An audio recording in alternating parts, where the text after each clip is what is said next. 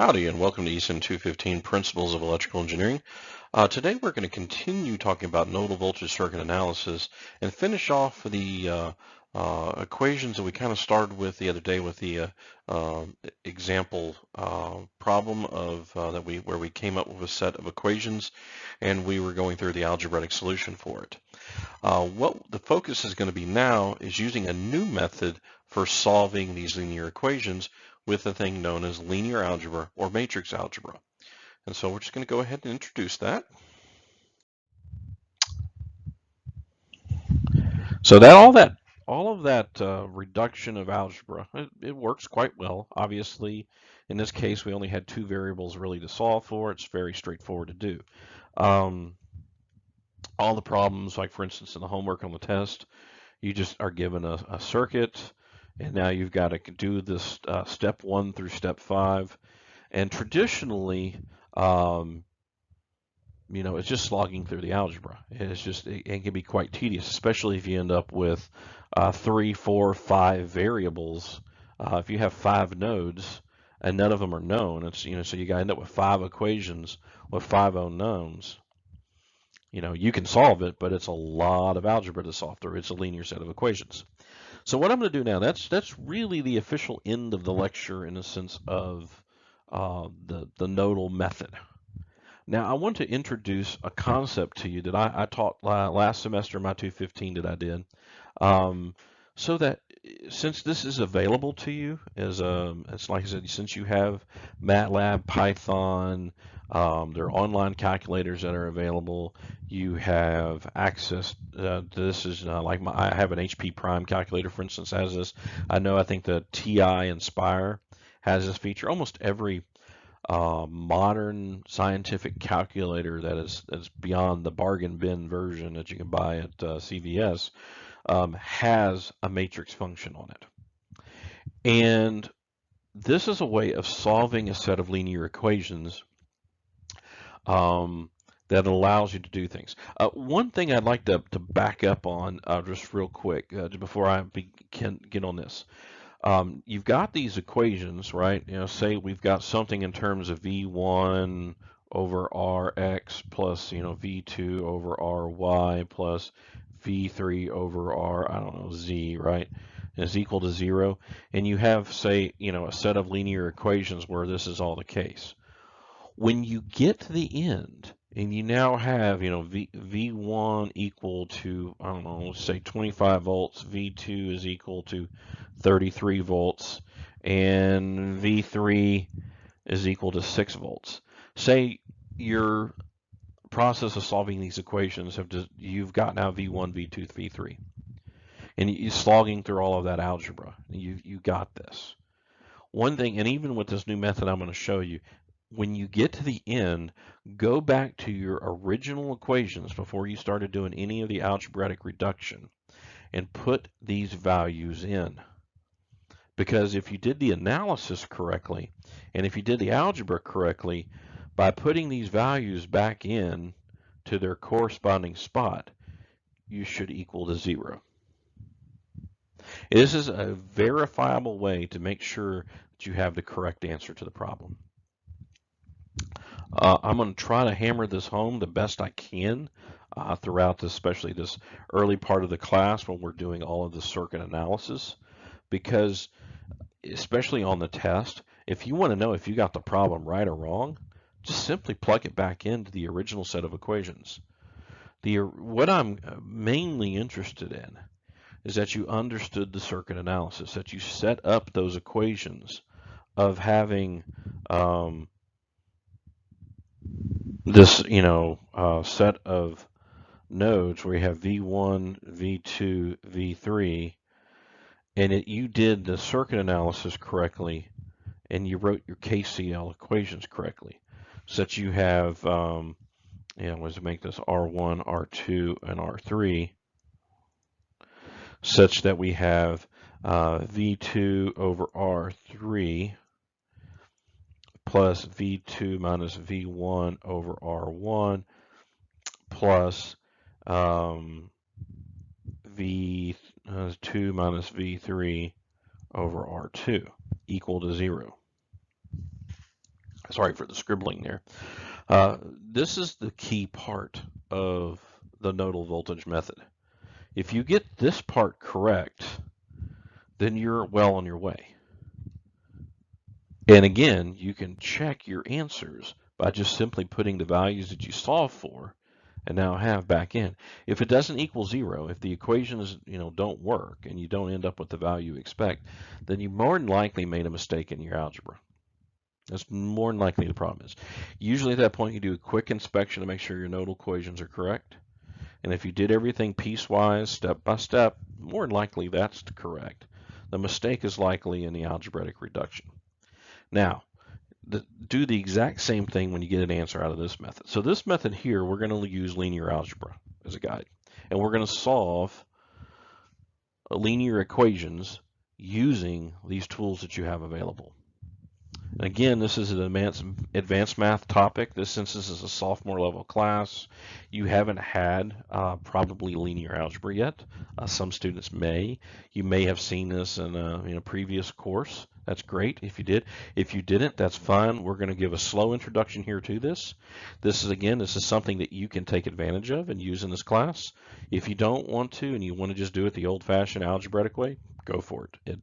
I am not testing you or making you use this method. I just want to make sure that you're aware of this method so you can employ it in your calculations and kind of help you out a little bit. So first of all, a matrix is a set of values and variables that is organized in rows and columns. An example of this is just simply 1 through 9 here. So each one of these is a separate number, 1, 2, 3, 4, 5, 6, 7, 8, 9, and it's labeled in rows and columns. These are the rows, and of course, correspondingly, these are the columns. So it's, in this case, the number of columns and the number of rows are the same. In our case, for solving this, that should always be the case. For solving linear equations, you want a square matrix because that means you have a sufficient number of unknowns, equations, and variables, and have an output. So now a vector is like X here. This is kind of a variable vector. We have X, Y, and Z. It is just simply a column matrix. So you can multiply these two together. So AX, for instance, is equal to B. So we have this 1, 2, 3, 4, 5, and 6, 7, 8, and 9.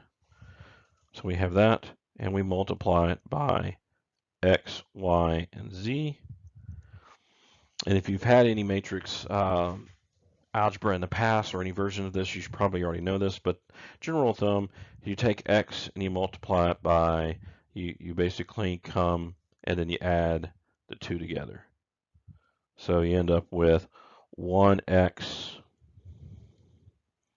plus 2Y plus 3Z, and then that's one row, and so it becomes a 1 by n, it becomes one column by n rows, and you end up with 4y, or 4x, excuse me, plus 5y plus 6z, and then you end up with 7x plus 8y plus 9z.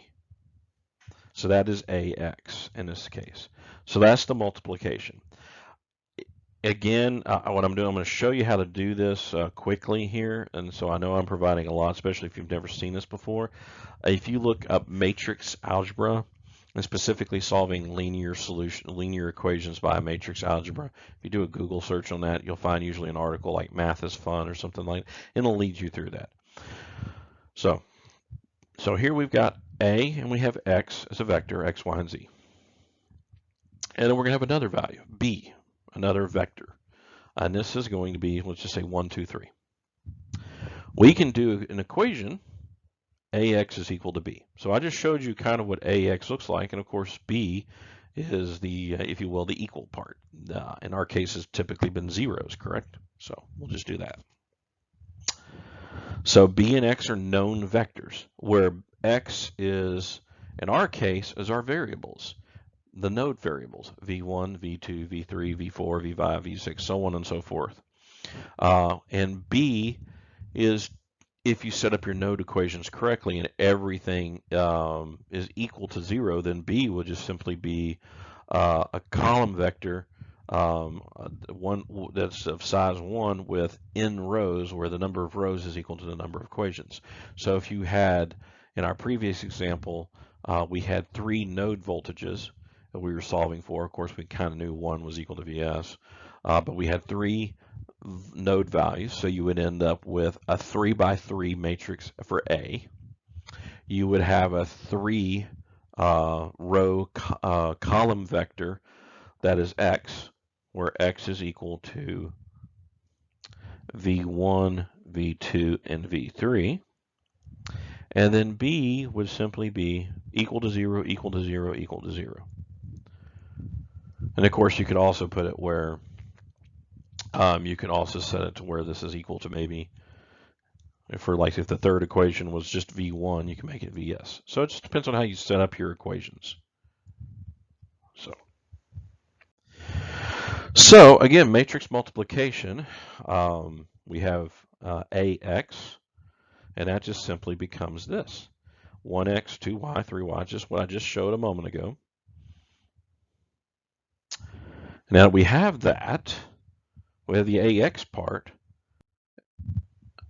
Now we want to solve for X.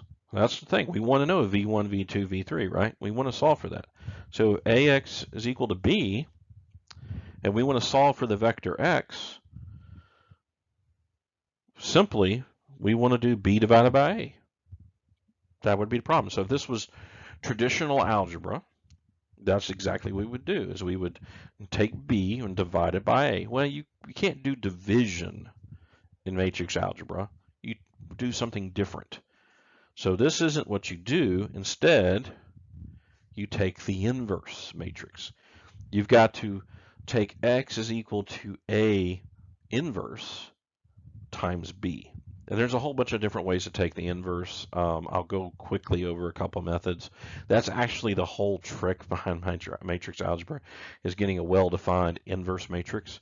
And there's a whole bunch of mathematical stuff I can dig into for honestly hours to talk about this. And this is usually a very advanced, this is a grad school topic usually. So I'm not going to delve deep into that, but I like to, the whole point here is to give you something to work with. So we simply have now solving for A is equal to A inverse B.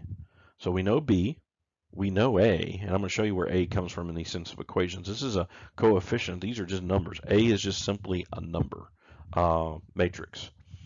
So if we have A and we have B, then we easily solve for X. So continuing on with this, we have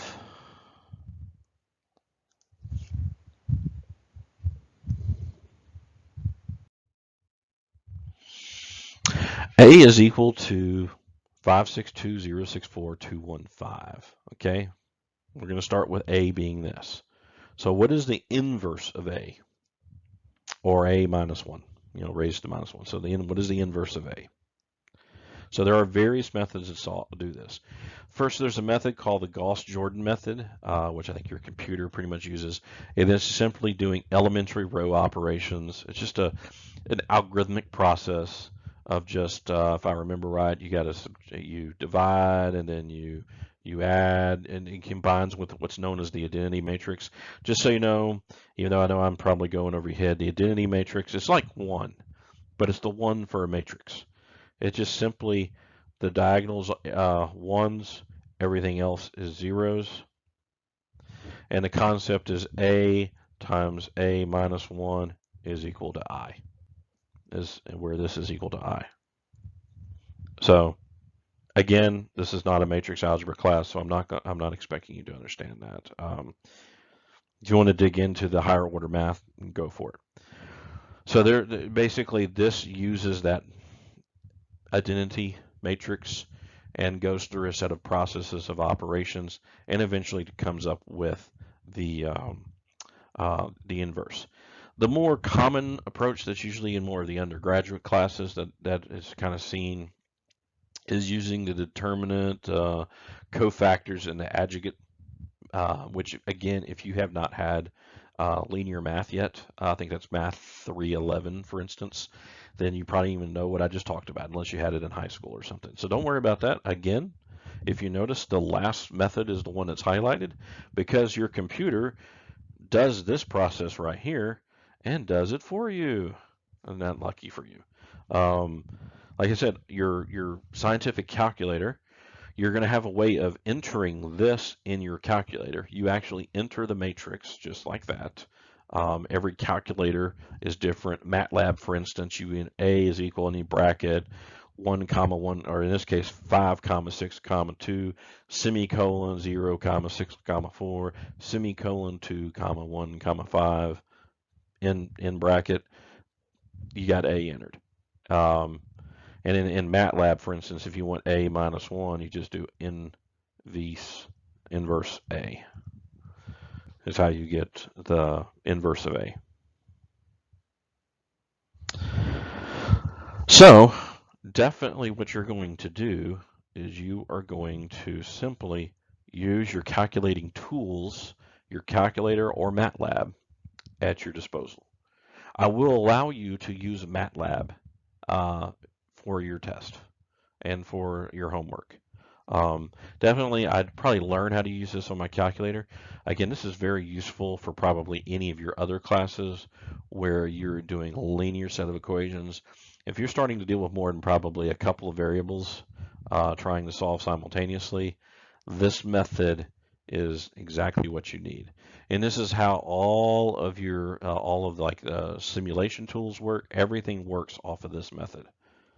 So it uses, in fact, your SPICE simulators that you're going to be using in the lab, for instance, for the pre-labs. This is what it does. It does nodal voltage, or we're also going to learn mesh current. You both methods, you come up with a set of linear system equations, and then it uses matrix algebra to solve that set of equations. So if we took this and we put it in the computer and did an inverse, we would end up with this. A little messy, but this is the correct value. And the way I can verify that is if I take A and multiply it by the inverse, I should get my identity matrix, which is simply again, the diagonal is all ones, everything else is 0. So if this was a 5 by 5, in other words, I have 5 equations with 5 unknowns, then I would end up with a 5 by 5 identity matrix, which would just have another 2 ones, and it would just be extended in the rows and the columns. And this is a good way. Again, there's all sorts of mathematical and number theory issues, basically mathematical operations with the numbers. If you have a malformed matrix or a matrix that mathematically the inverse is not formed correctly, then that could become a bit of a problem. And there's a whole, like I said, there's a whole advanced topic on all of this. So I don't want to delve into that. For everything that you're doing in this class with the type of problems that we have, you should have no problem forming an inverse matrix and doing this method. So the key thing is making sure you have sufficient number of equations for the number of unknowns. So in the example we had a moment ago, we had three equations and technically 2 unknowns. But we were technically solving for one of them happens to just be known. So using that, let's go back to the problem we had a moment. So here's our nodal equations. V2 over 4 plus V2 minus V1 over R2 plus V2 minus V3 over R3 equal to 0. And then the nodal equation for V3 was V3 over R5 plus V3 minus V2 over R3 plus V3 minus V1 divided by R1 is equal to 0. And then I threw in, of course, the last one we knew, V1 is equal to Vs. It was a given. And we're going to use AX is equal to B. So how do we do this? So let's start with X, V1, V2, V3. Simple enough. We just declare it. You can put it in any order that you want. It doesn't necessarily, V1 has to be on top. It doesn't matter as long as it's consistent. You have to make sure you do, your A matrix must match this. So we're just going to set V1, V2, V3 to X. And B, we're going to pull B from this part. So we have that. So that's 0, 0, and Vs. Now technically, you could write this equation V1 minus Vs. You could write V1 minus Vs is equal to 0. The only problem with that is there is no times V1, V2, V3. So that's why in the end you put all the constants on this side. That doesn't have any relationship to V1, V2, V3. Because there's nothing multiplied by V1, V2, V3 to equal, in this case, Vs. V1 just happens to be Vs. So that is where we get that from. So if there's any confusion. So that's X and that's B. Pretty straightforward, no problem there. The question is what is A? Well, that's what we're about to solve for. So what is A? Well, A is just a matter of going back to the original equations that we just had and organizing them. Everything in terms of V1, everything in terms of V2, and everything in terms of V3. So here we have the V1 term. Well, there's only one part for this top equation that even had to deal with V1, and that was this part, which is minus 1 over R2. And then the V2 term, we had this part as V2, we have a positive 1 over R2, and then we have this 1 over R3. So that's where we get that.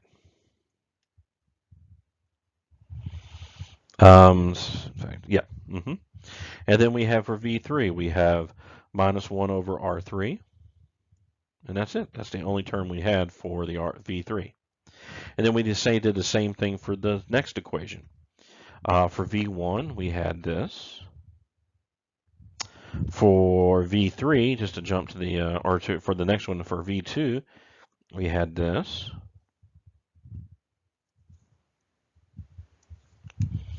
And then the one that had the most components was the V3, this part, and this part.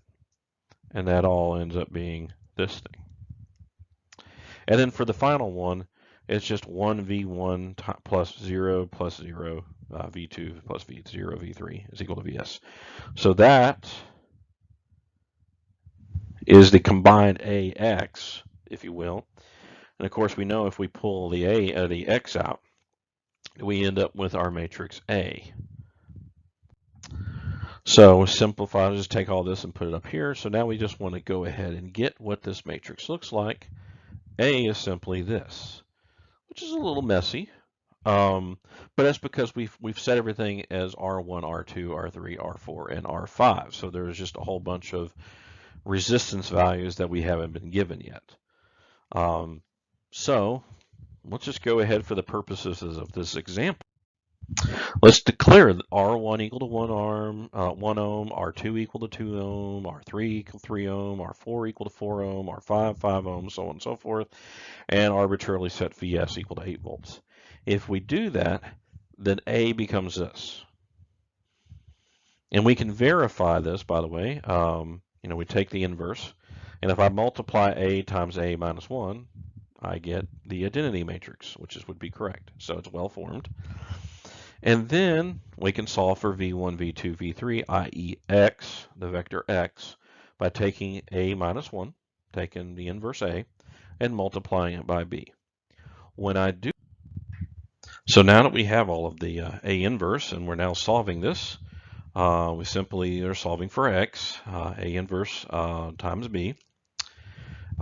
Written out looks like this: V1, V2, V3 is equal to our A inverse times our vector B, which is 0, 0, 8. Solving for this, I used MATLAB for this case. End up with V1 equal to 8 volts, V2 equal to 5.6774 volts, and V3 equal to 6.4516 volts.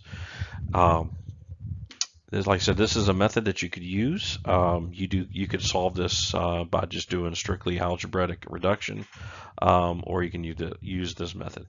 For this case, I used MATLAB. That's what I like to use a lot of times for doing matrix algebra and linear algebra. I've also used my calculator. I highly recommend doing that.